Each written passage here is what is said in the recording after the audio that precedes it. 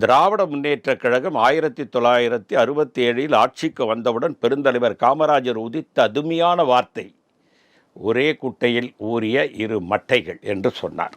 6 மாதம் பொறுத்திருப்போம், அவர்கள் ஆட்சியை பார்ப்போம் என்றார்.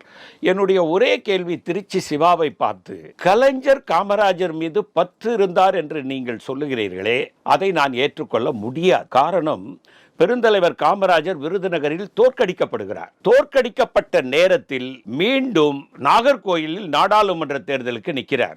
நிற்கின்ற நேரத்தில் அண்ணா அவர்கள் கலைஞரை கூப்பிட்டு, நாகர்கோயிலுக்கு நாம் பிரச்சாரத்துக்கு போக வேண்டாம், நாம் வேட்பாளரை காமராஜரை எதிர்த்து நிற்க வைக்க போவதில்லை, காமராஜர் தோற்றார் என்பதே எனக்கு வருத்தமளிக்கிறது என்று சொன்னதை மீறி அமைச்சராக இருந்த டாக்டர் கலைஞர் அவர்கள் நாகர்கோயிலுக்கு போய் மத்தியாஸ் என்ற வேட்பாளரை வெற்றி பெற செய்யுங்கள், காமராஜரை தோற்கடியுங்கள் என்று கூறிய கலைஞர் குளிர்சாதன வசதி பண்ணி கொடுத்தாருன்னு சொல்றத நீங்க ஏத்துக்கிறீங்களா? தமிழக மக்கள் ஏத்துக்குவாங்களா? ஒன்று. ரெண்டாவது, குளிர்சாதன வசதி காமராஜருக்கு ஒத்துக்காது. காரணம், அவர் மரத்தடியிலையும் படுத்துக்குவார், முதலமைச்சராக இருக்கும்போது கைத்து கட்டிலையும் படுத்துக்குவார். இவர் மதுரைக்கு ஒரு தடவை போகும்பொழுது மதுரை டிவியில இடம் கொடுக்க மறுத்தது திராவிட முன்னேற்ற கழக அரசு, அன்றைய கலைஞர் அரசு கொடுக்க மறுத்தாங்க. டிவியில அவர் போனபோது டிவியில் இடம் இல்லைன்ட்டாங்க.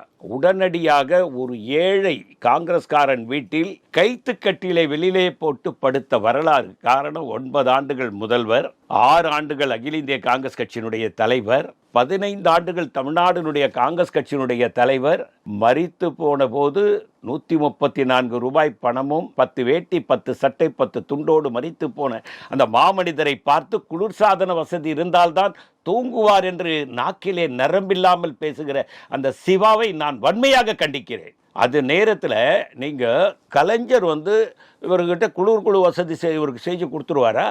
அதுக்கப்புறம் மதுரைக்கு போகும்போதெல்லாம் டிவிஎஸ் சுந்தர ஐயங்கார் தன்னுடைய ஷோரூமுக்கு மேலே வீடு கட்டி அவரை தங்க வச்சாரு. எவ்வளோ பெரிய பொய்ய சொல்கிறாருங்க. நீங்கள் சொல்லுங்க, நீங்கள் கதையாக பேசுகிறீங்க, அதை கல்யாண மாலையில் போய் பேசுங்க, அங்கே இருக்கிற கூட்டம் கேட்கும். நீங்கள் கல்யாண மாலையில் கதை சொல்கிறீங்க, அதெல்லாம் பொய்யான கதைன்னு தெரியும். ஆனால் எதிரில் இருக்கிறவங்க ஏதோ கதை சொல்கிறாருன்னு சிரிக்கிறாங்க. திருச்சி சிவா கல்யாண மேடை பேச்சாளர், அதாவது வாயை விற்பனை செய்யக்கூடியவர், வாய்க்கு வந்ததெல்லாம் பேசக்கூடியவர். நிலை தடுமாறி இருந்த நிலையில் இப்படி பேசியிருப்பாரா என்று கூட எனக்கு தெரியவில்லை. நிலை தடுமாறினாலும் அந்த பெருந்தலைவன் காமராஜரை பற்றி குறைவாக பேசுவதற்கு ஒருவருக்கும் அருகதை கிடையாது.